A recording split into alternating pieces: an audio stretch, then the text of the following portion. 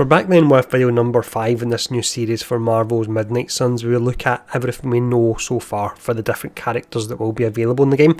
In previous videos we've had a look at Captain America, Iron Man, Spider-Man and Doctor Strange, so feel free to check those videos out if you haven't done so already. In this video we'll have a look at Captain Marvel. She looks absolutely incredible. I'm really looking forward to breaking down her kit in this one. She really does look amazing. Now in the video I'll start off, I'll do a quick overview of her playstyle so you can get an idea how she plays. We'll then talk about the passive that's available on her, and then we'll check out the cards, which are essentially the abilities for her, and there's 13 cards in total we get to look at today. So let's jump in, let's check this out. So Captain Marvel then looks to be a hybrid brawler tank style hero. She has the potential for some absolutely incredible single target damage, so I reckon that she will be your hero of choice in stages you need to take down either a particular target quickly or you need to take out a boss as quick as you can. She looks like she will be able to completely melt single targets. We're going to get into this a lot more later on in the video. She also has her own unique resource you can build as well. So this is the first hero we've seen that's actually got this. It's called Binary, and when you max this out it allows her to go into binary mode, and again this is something we're going to break down later on in the video. But that is a quick overview. Let's go on now and let's talk about the passive that's available for her. Each of the 13 heroes that are available in the game will have access to their own unique passive that complements their playstyle. Now with Captain Marvel, she's the first character we've seen that's actually got 2 elements to her passive. The first one is binary. You can see there's 3 charges here, so you fill the binary meter by playing Captain Marvel cards to generate and then go into Go Binary mode. Go Binary mode is a card you actually play, and we're going to break that down in just a moment once we get to the card section. The second element of our passive here is Didn't Feel a Thing. This is currently at tier 2, and you upgrade this particular passive and any of the passives with other heroes via the Abbey and the relationship system. For this one here, on enemy knockout there's a 20% chance to gain 1 counter, and it's limited to 1 per turn. Now when I first seen the tooltip for this, I thought this sounds pretty underwhelming, and an enemy would hit you, you would hit them back and that was over. It doesn't work that way. The 1 counter you gain is for the entire turn. So let's say you have this and for example 5 enemies attack Captain Marvel, which could happen because she has taunt in her kit. You will counter against each of those 5 enemies. This looks to be exceptionally strong. So that's the passive. Let's start breaking down the cards now. So we'll actually start off here looking at the binary card first. This one's really pretty awesome. So as mentioned, she's got this unique resource that she builds up. After you've played 3 cards, you'll then get within your card pool the Go Binary card. It costs 0 heroic energy to actually use it, so imagine the heroic tag is there purely so it can synergize with other cards. When you use this, you gain binary mode and 102 block. In this instance, the amount of block you get will actually vary depending on the level of the character. It's free to use as well, so you're not using up a card play. So when you use this, you're going into binary mode, you're getting block. The reason you get block with this is you stay in binary mode until you've got no more block left. Quite a few skills that Captain Marvel has will actually taunt the enemy, which means the block will go down faster, so that way you won't stay in binary mode too long. What's so great about binary mode? It increases your offense by a whopping 100%. So there's a particular card we're going to look at later on in this video. If you combine it with binary mode, it's going to be boss melting time. On top of that as well, there's certain effects you can put on enemies and heroes that would put the damage even higher. So you could, for example, you could put vulnerability on an enemy, so they take 50% additional damage. You could put strengthened on Captain Marvel, so she does an additional 50% damage, and then you can go into binary mode for that additional 100% damage as well. So there's a lot of potential there for her to be absolutely insane with the right setup with this. But that's the binary card. Let's check out the next one.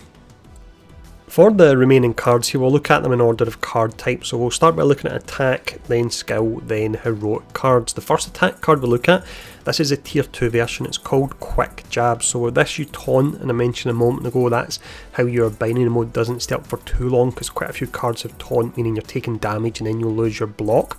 But it's got taunt to start off with, it's got quick, so on enemy knockout it refunds your card cost, and also if Captain Marvel's currently in binary mode then it adds knockback to it as well. And on top of that, up the top left of the card you see the amount of damage that it is also currently doing. The next card we have here is in our tier 2 one. This particular card is called Knee Strike. Now this has got taunt like the last card that we looked at. The difference with this one, and depending on how much damage you actually take after doing it and how much damage you do, it could help you maintain binary for longer. But the difference with this one is after attacking the enemy and taunting them, you gain block equal to that amount of damage you've dealt as well. So I suppose if you're in binary mode, then you will be dealing double damage there, which means you'll get even more block back. So this could be a really nice card for sustaining binary. The next card we have here, we actually have the tier 1 and tier 2 version of it, so it allows you to see the upgrade system and how it works. So the tier 1 version of this card is Cosmic Ray. It's an attack card, so you'll do your initial damage, and then if the enemy is targeting Captain Marvel that you attack, you do additional damage on top of that as well, and there's a good chance they will be targeting you because of all the other cards that got taunt in them. The tier 2 upgrade for this particular card, you can see it adds on knockout, you gain 1 counter, and we've already talked about how powerful counter has the potential to be. So once again, really nice card, this one. We then move into the skill based cards. The first one we look at here, the tier 1 upgrade, this is Regroup. So this particular card, when you use it, you're gaining block, which will in turn allow you to stay in binary mode, and also in turn allow you to not take any damage, which is pretty awesome.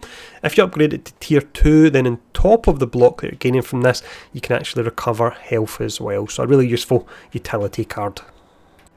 The next card we have here in our skill based one is Bring It On. So with this, you taunt each enemy in an area and then you gain 1 counter. So when each of those enemies are hitting you, you will be hitting them back and fingers crossed taking them out as well.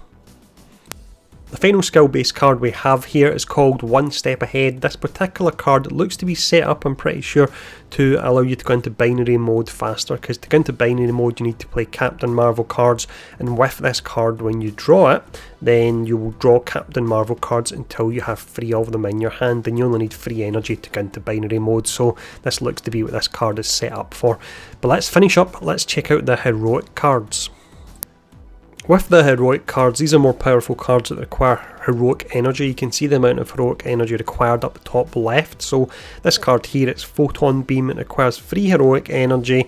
This particular one, you're damaging each enemy in a line. It's a pretty basic card, but don't worry, the cards here get progressively more awesome as we go through them. The next card we have is Fists of Radiance, so it's 2 heroic energy, you're doing a decent amount of damage with this, and it's got knockback as well. But let's not spend any more time on this card, because I want to go into the next one, which is probably my favourite card that I've seen so far for any of the heroes. So this card here then, under the right circumstances, it will allow you to absolutely annihilate bosses, and I can't wait to see where some of the situations that people come up with to make the most of this card.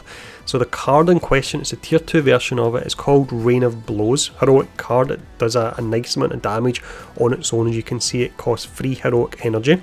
So when you use this, it consumes all heroism to deal damage. In this instance, it's 26 for each heroism. The card's doing 78 damage, so it's doing roughly a third additional damage when you use this, and it consumes all block. The reason for that is that if you're in binary mode, it means you'll go out of binary mode after using it. But if you think of this particular card, you can get up to 10 heroism, which would be something like 300% additional damage on top of your base damage. If you use it when you're in binary mode, you're getting that additional 100% offense.